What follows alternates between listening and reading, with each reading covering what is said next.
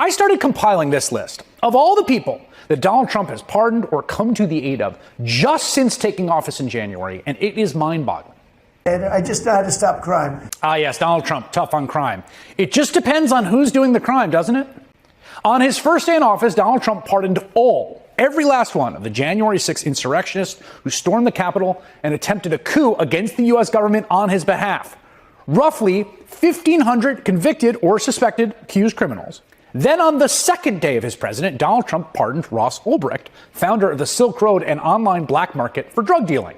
The guy took hundreds of millions in commissions on sales. You could make a case he was the biggest drug dealer in American history. He was serving 2 life sentences without the possibility of parole when Donald Trump pardoned him unconditionally. On his third day in office, Trump pardoned Washington, D.C. police officer Tara Sutton and Lieutenant Andrew Zabowski. Sutton illegally chased a 20-year-old man on a moped for 10 blocks. He struck another car and died in the crash. The 2 officers then tried to cover up their role in his death.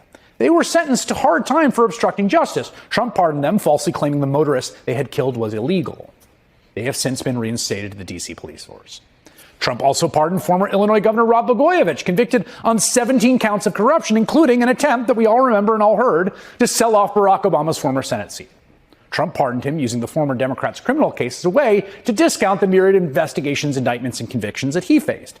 He pardoned Brian Kelsey, a Republican former Tennessee state senator, a guy that was 2 weeks into a 21-month sentence for a campaign finance fraud when Trump pardoned him. The manosphere influencers, Andrew and Tristan Tate, who have been accused in multiple countries of rape, human trafficking, and sex with minors. Trump pardoned Todd and Julie Chrisley, TV reality stars who were serving federal prison sentences for wire and bank fraud. The lavish lifestyle they flaunted on air was apparently bankrolled by fraudulent bank loans. He also pardoned Trevor Milton.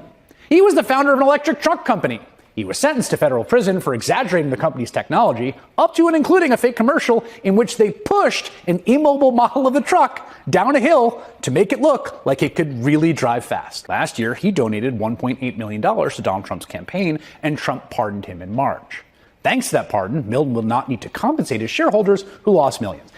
Don't forget, Trump also intervened on the behalf of a man named Dahoud Hanid Ortiz, a U.S. Venezuelan dual citizen who returned here as part of that prisoner swap from Venezuela last month. This individual was convicted of bludgeoning 3 people to death in an office in Spain where he was looking for a man he suspected of sleeping with his ex-girlfriend. He was brought back to the U.S. and freed.